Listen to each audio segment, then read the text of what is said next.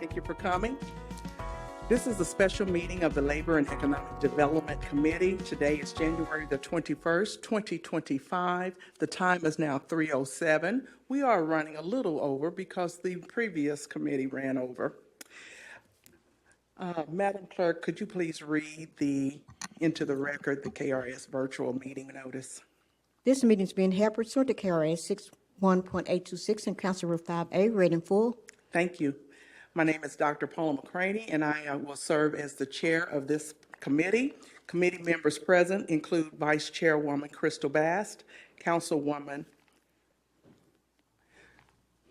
don't see her, Councilman Ken Herndon, Councilman Andrew Owen, Councilman Stuart Benson, and Councilman Khalil Bachon. Save the best for last. Members, we have one item on today's agenda, which is pending legislation. Madam Clerk, could you please read into the record item number 1, R001-25.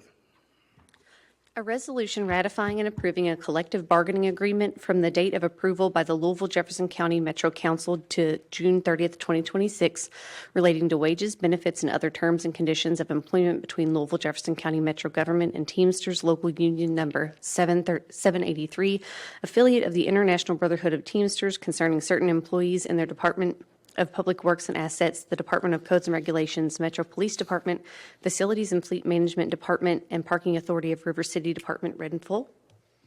Thank you, Madam Clerk. I now entertain a motion. Second. All those in favor say aye. Aye. All those opposed say no. This legislation is sponsored by Councilman Marcus Winkler. He is not here to speak on it, but we do have special guests in attendance. So Ms. Angela Dunn and Mr. Aaron Jackson from the Office of Management and Office of Budget, and Mr. Jeffrey Stanfield, Labor Relations Negotiator, is here. Angie, just state your name and you have the floor. Thank you. Angela Dunn, Chief Financial Officer with the Office of Management and Budget. Have a high-level summary as it relates to this contract. So the agreement before you covers 573 positions. It is a 5-year contract covering fiscal years 24 through 28. It includes steps, COLAs, and longevity.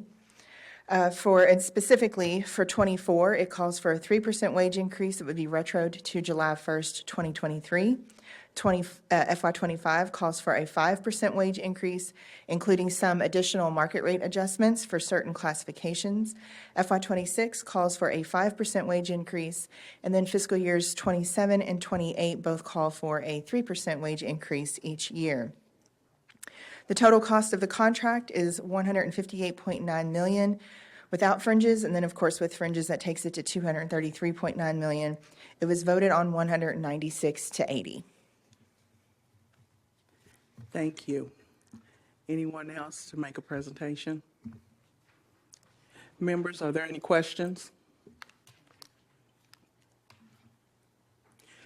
The only question I would have is, the document reads that this is a bargaining agreement for certain employees of those designated departments. Could you explain what that's certain and who those represent? Sure. Now, I don't have a breakdown of the count for each position, but the classifications are facilities laborers, fleet mechanics, codes and regulations equipment operators, solid waste management sanitation tippers, streets and roads sign technicians, and police storage equipment operators and tow-in equipment operators. Okay. Any further questions? Councilman Owen? Thank you, Chair. So the total cost of this package is $233.9 million. Is that what we're? That's correct, and it's over the life of the contract. Over the life of the contract. So I guess this is more out of curiosity really than anything. So the negotiation that took place, how much of it was based on trying to get our people up to a comparative rate with other cities, the people who do these same jobs in other cities, and how much of it is just kind of more internal to our own workforce? I might turn that over to Jeff Stansfield. Yes. I wasn't directly in the negotiations, but I do believe there was an effort to get to market rate. generally speaking? I think a little bit of both. Sir, if you will, just state your name Oh, first. sorry, my name is and- Jeffrey Stanfield, for the record. Mr. Owen, you. I think probably the best answer is a little bit of both. Mr. Shar is here from the union. He can help answer any specific questions. I wasn't going to let you take this all on your own, sir. I appreciate it. Justin Shar, President, Teamsters Local 783. We looked at different rates across the city and different cities here in the state.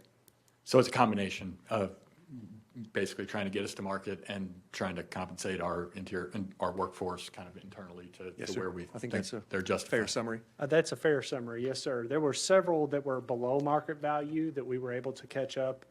Maybe not all the way to market value, but definitely become competitive in the marketplace, and overwhelmingly received well by the membership. So we feel like through the term of the contract, we will be getting, in the process of getting, we'll have gotten this group of people up to market is what I'm hearing from you guys. Yeah, So you feel most of that adjustment will occur in the second year of the contract. Uh-huh. And then there will be COLAs in the following years that'll help bring us up a little further. And the COLAs were the 2% there at the? No, it was That was 5.33 after the second year. 533. Okay. All right. Thank you, guys. Appreciate it. Of course. Are there any further questions? Council Chair. Councilman Bashan? Just out of curiosity, what is the market rate and how far off are we?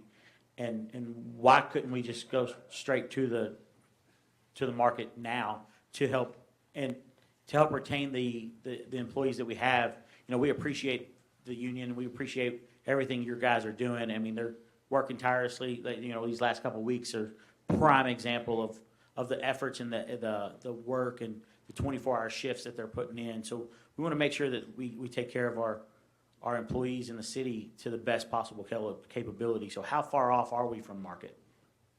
I would think a couple of % overall, and that's adjusted in the third year of the contract. So by year 3, we're at market rate, As right? far as I know, yeah. And Market does rate's a this- very difficult thing to determine. My best example is the health insurance, that package that Metro provides. Most other employers don't. So taking that into account when determining market rates is difficult. Understood, thank you. How does this help us retain and bring on more teammates for the guys to work there? You got this one? Sure. So I also want to add emphasis that this contract is already a year expired. So actually, the rates that are being adjusted, the market value will actually happen this year, which will bring them up, and then they'll have those COLAs in addition, which will definitely maintain, and we're hoping will be the recruitment and the retention piece, in addition to their longevity to maintain that employment. Thank you. Vice Chair Bass? I just had a question. I noticed that there were 80 nays. That's only 116 difference. What was you all tore up on? Was it benefits or was it wages? Do you feel like what the determining factor was? So there are certain groups that felt like a specific group felt like there could be some more. It was very clear that this was all encompassing and all hands on deck kind of thing, but they just wanted a bit more. Okay, thank you.